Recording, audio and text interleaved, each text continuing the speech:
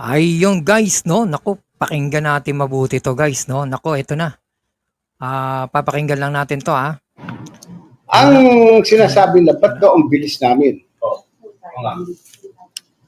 Pag kami ay mabagal, oh, hindi lang taong bayan na nagagalit sa amin, pati ang judiciary, sinasabi inordinate delay. Ngayon, binibilis na namin ang investigasyon at inaalis na namin yung ibang ano ito, proseso sa investigation like yung evaluation. Diretso na kami preliminary investigation, which should be the case. Nagrereklamo din sila. Ano ba talagang ayan 'no, talagang ano 'no, kasi yung kay BP Inday 'no, yung kanyang, binilisan niya, eh. So, pakinggan naman natin yung paliwanag ng Kongreso rito 'no. Welcome development nga po itong ginawa nila kasi kung maalala ninyo noong November sinasabi po ni Ombudsman Martires na wala siyang nakikitang acts na dapat pa nilang imbestigahan. Ngayon sa committee report pa lamang wala pang naka-attach na ebidensya, binigyan na nila agad ng pansin. Ayun, ang pinupunto rito ng nila Chua 'no, ng Kongreso, wala pa nga yung ebidensya, eh. Wala pa nga yung formal complaint or affidavit, eh. So wala pang bakit ano 'no, bakit inaksiyunan kaagad, pinasomong kaagad si VP Sara 'no? At mabilis. Git ko kanina yung timeline, June 10 sa plenaryo, pinasa namin.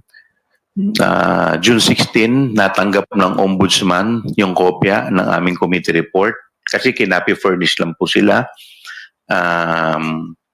Kinapi-furnish, ibig sabihin binigyan na sila ng kopya. Wala pa yung formal complaint, eh, wala pa, eh. Copy furnish pa rin. Pero siguro tingin ko political strategy. Mamaya pa-explain natin mabuti sa inyo kung ano ibig sabihin ng political maneuver dito. 19 or 3 days thereafter, may action na agad ng ombudsman, pinasasagot na. Nagsomong kagad ng after 3 days, nagsomong kagad kay BP Inday, pinapasagot na kagad kahit wala pang ebidensya or formal complaint ang Kongreso. Nagmotopropyo kagad si Martires. Yun yung pinagtataka nila. Inaasahan ko po magkakaroon muna ng fact-finding investigation ang kanilang field investigation office or officer.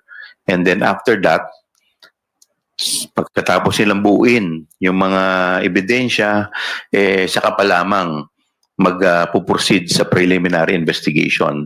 So dito po kasi lumaktaw na agad, dumiretso na agad sa preliminary investigation. Considering na yung committee report namin ay wala pang naka-attach na ebidensya doon, except yung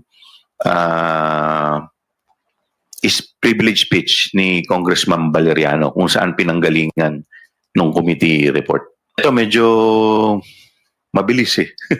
Diba binanggit ko nga kanina, pagkatanggap nila after 3 days, preliminary investigation na agad. So, yun lang naman. But, syempre, we do not question that, diba? Hindi naman natin po kino-question. So, kung ititreat nila yung ating committee report as the complaint, yun, kung i-treat daw na complaint yun, no? Although wala pa naman daw copy furnish pa lang, ang kinakatuwiran nga ni Martires ay ano gagawin dyan? Paperweight. So, inaksyon na motopropyo, hindi na pinadaan sa preliminary investigation. Ang magiging problema kasi noon, pag walang preliminary investigation, walang probable cause, hindi makikita yung mga evidence, no? Kung ano yun, dapat pag-submitin muna siya ng evidence yung from the Congress, ano ba ebidensya nito? Wala nang ganun, wala nang ebidensya kagad. Diretso na kagad, somo na kagad kay BP Inday. So, mahirap 'yon. So, yun yung pinagtataka nila. Tinitignan pa kung ano ang ano nito. Merong strategy tayo na ikita dito, no? Na parang maneuver, no? Siguro inaano ng Kongreso na parang decoy yung dalawa na yan kasi dalawang articles lang yung kanilang ipinasa. Tapos yung dalawang ano lang yan pero 7 yun, di ba?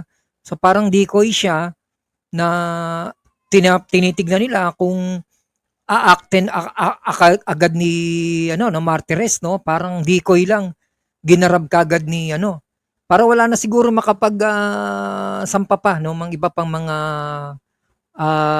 graft and corruption or yung magkasampa ka ng mas mahina no na ebidensya.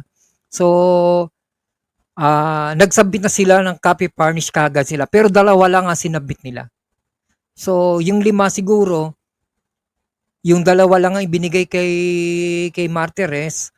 So siguro yun lang yung lalaruin ni Martires, pero yung 5 nakatago pa yon. Pagka nag-retired na siya by the end of July, saka lang yun ipapasok. Siguro palagay ko strategy na rin yon ng mga Congress, no? Tinitignan nila kung paano gumalaw, no? Si Martires, alam naman nila na ano si Martires, no? Appointee ni mga Duterte. Siguro iniisip nila, kakampi, no? Kakampi ito sa mga Duterte. So, mababaliwala lang kaya dalawa lang siguro yung kinapi-furnish nila at pamigay na yon yung 5, tinago nila. So, yun yung nakikita nating diskarte, no? Nito ng mga Congress, no? At kinagat naman ito ni Martires. Ayun lang po muna, no, at abangan nyo pa yung ating iba pang mga pagtalakay, no, hinggil dito sa development nitong kaso ni BP Inday sa Ombudsman. No, tignan natin yung mga galawan ni Martires kung anong mangyayari. Pero siguro we are expecting na talagang mababaliwala itong mga kasong to kasi noon pa man wala naman daw siya nakikita, no, sabi ni wala naman daw siya nakikitang probable cause or hindi naman dapat sinabi nga ni na hindi naman nung November, no. So tingnan natin kung anong mangyayari dito, pero sa tingin natin ay wala nang mangyayari diyan. Obselto na diyan si BP Inday. I-absolto niyan siyempre. Kasi hindi na nga siya nanghingi ng evidence. Sinomo na kagad niya si BP Inday. So hindi siya interesado talaga sa mga evidence. So yun lang po muna at maraming salamat. Paki-like and share guys, no. Junggong, no. Pinas Trending News. Salamat po na marami. I love you all. Pagpalain kayo ng Panginoon Diyos sa lahat na nagsasubscribe. Samahan kayo ng Panginoon Diyos.